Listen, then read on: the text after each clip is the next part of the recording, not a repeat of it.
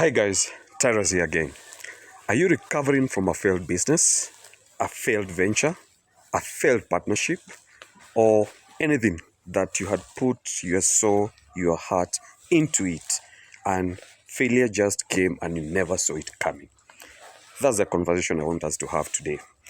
A lot of people have reached out, especially in terms of my videos around agribusiness, and they have given their stories in terms of how painful it was, or the experiments that they did, and they lost a lot of money.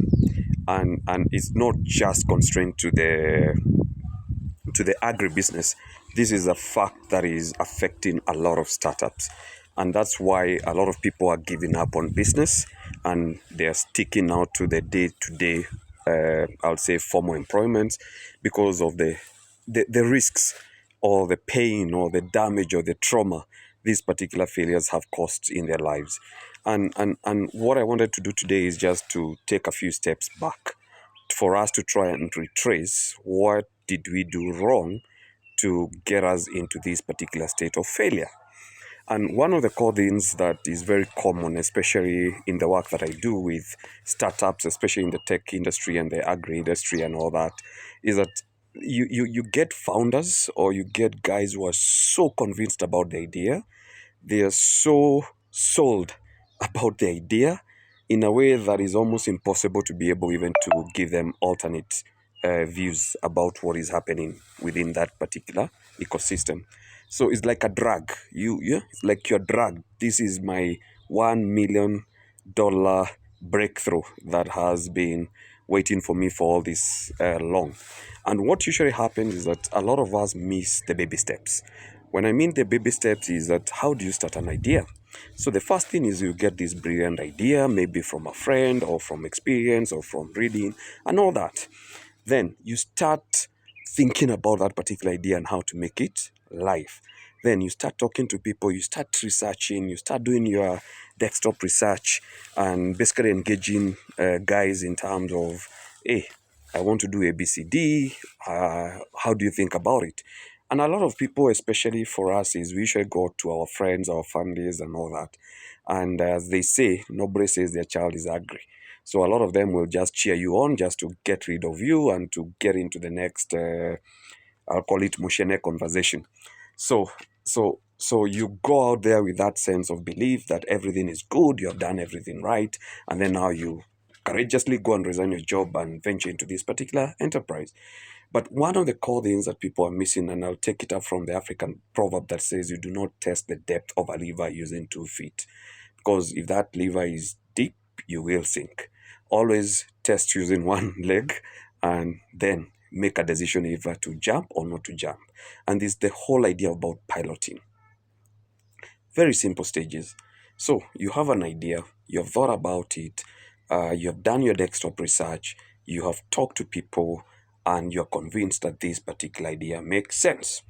Now, the next thing that you need to do is to look for people who are in that particular industry that you want to venture into. And when we say people, these are guys who are already into that particular sector. They have been in it maybe for a year, 2 years, 5 years, 10 years. Let me tell you, there is no better teacher than experience. And also be careful about what we call celebrity entrepreneurs.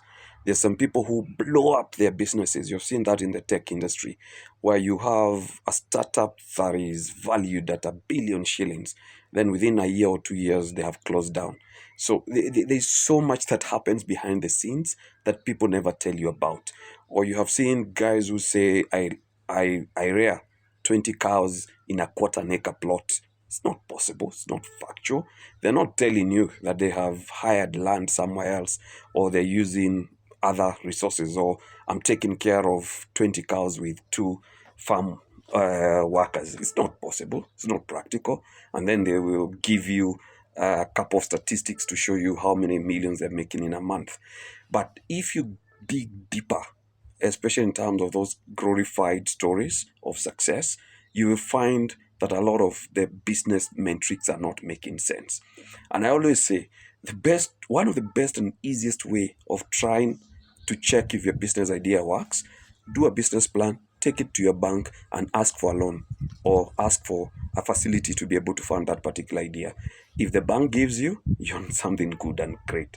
Because whatever, especially with the banks, they have seen it all. They have seen all these ideas, brilliant ideas, guys coming through, putting all those particular business plan, getting monies and defaulting and all that. So that is usually test number one. Test number two, if apply for a grant with your business idea, your pitch decks and all that, see how investors will respond. And investors here is not just the big multinationals. This can be your uncle or your friend or another businessman who has deep pockets. Go and tell them what you're thinking and ask if they can put a chunk of their money into that particular venture and then see how they react. Because with experience, and especially if their money is at risk, they will give you another side that maybe you're not seeing. Because anytime somebody is giving you an advice and they stand to lose nothing, most likely that advice will be, I'll call it what, will be suspicious. Let me use that word. But if somebody is willing to put their cash into your idea and to propel you on in terms of networking, capital raising, and all those other things, that's somebody that has something to lose, and for sure they'll be rooting for your success. Now, the second thing is piloting. Don't start big, start small. If it's you're in the agri sector, if it's a cow, just start with one cow and see what or the day-to-day challenges that you go through in that particular business. If it's a tech startup, again, similar. Try it out for a couple of days and see how does the market or how does the technology respond. But this whole idea of you resigning your job or taking all your savings and putting them in an idea that you have never even tested and it has not even gone through that whole process, which for me takes a minimum of like 6 months before you can say, yes, I'm confident that I'm on to something big. So get to experiment, get to learn the tricks of that particular trade, the hidden dangers that nobody tells you if you're outside that particular ecosystem. And lastly, and most important, is your human resource. You guys accuse politicians of corruption and all that, and they're the ones who are bringing down our country. From where I sit, the worst corruption is in the private sector. Especially the team that you will start off your business will make or break that particular venture. Everything else might check out, but the people you decide to bring on board that particular venture will determine if you'll scale or if you'll die. So, human resource is extremely important. Now, there are three people you also need to be either full time or part time or consulting or maybe part of your advisory board. Number one is a lawyer. You need to check all your legal contracts, both internal to your employees and also external to vendors and all these other people. An accountant to be able to take you through the books, the numbers, what is making sense, what is not making sense, and to be able to advise you in terms of also the profitability, because you can have a business that has very good turnover, but it doesn't have cash flow, or it doesn't, the numbers are not making sense at the end of it day. So especially cash flow for any business is king, is everything.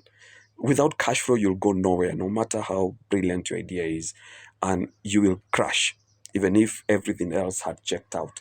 So we have talked about the lawyer, we have talked about an accountant, and you also need an insurance person. If there is one thing that has not taken root, especially in our region, is insuring against risks. Do you know there's so many things that you can insure yourself against, not just medical cover and what your motor vehicle insurance. There's so many risks within a business that you can be able to insure yourself. So I always say have a broker or an insurance agent to work with you through the various risks that you potentially will be able to encounter in this particular venture and insure those risks. That will might be the lifeboat that will save you when that big uh, crisis happens in your business. And those for me are a must. A lawyer, an accountant, and a legal person. No, sorry, and an insurance person to be able to protect yourself against those particular eventual risks. And more importantly, listen to your customers.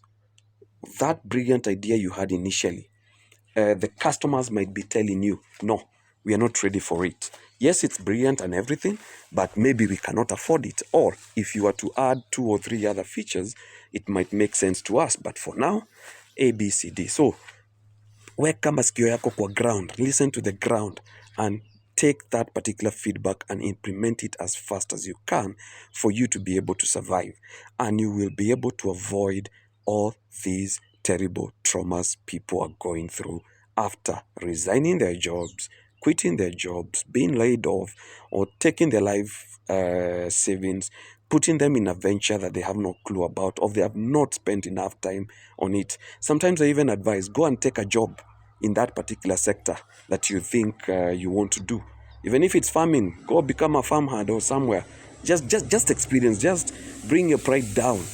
Go and be in that particular field and experience it firsthand before you can now then say, I'm confident enough to put my money behind this particular idea, and at least I have the key risks sorted out. Lastly, and very simply, list down 10 potential things that can happen that are negative or can go wrong in your business, and what will be the effect of each of those items going wrong to you as a person and to the business. Also, have a list of 10 key things that can go right in that particular business and how they will affect you and affect the business. And one of the good things that can go right and can crash your business is that your product might become popular overnight. And then all of a sudden, you have issues in your supply chain and you cannot fulfill the demand. And then now people will look to you as a fraud. So both the positives and the negatives, you have to have a sit down with yourself, with people who have zero interest in that particular business to give you very authentic advice, and also people who have put their money into that particular business before now you can make the final decision to go through. And lastly, a lot of these guys that you're seeing are successful all over. And a lot of people, and especially the media, usually focuses on the glory story. They never tell you what they have had to go through for them to be able to achieve. Listen to those stories because some of them are very painful. There are people who have lost their families. There are people who have lost very close friends. There are people who have lost a lot of money in pursuit of that particular success. So it's very important for you to know, are you ready for that bitter pill and can you be able to swallow it? Then once you make that decision, then you can make a decision to leap forward and do the investment and all that. Risk is good, but calculated risk is much better. So take away the fear, go research, go into that particular entity, talk to people, talk to your networks, and let's do this thing the right way this time round. I would love to hear stories of people who have gone through these kind of experiences and how they recovered from it or what lessons they learned. So, tupatane kwa comments. Thank you. Tyra here. See you next time. Cheers.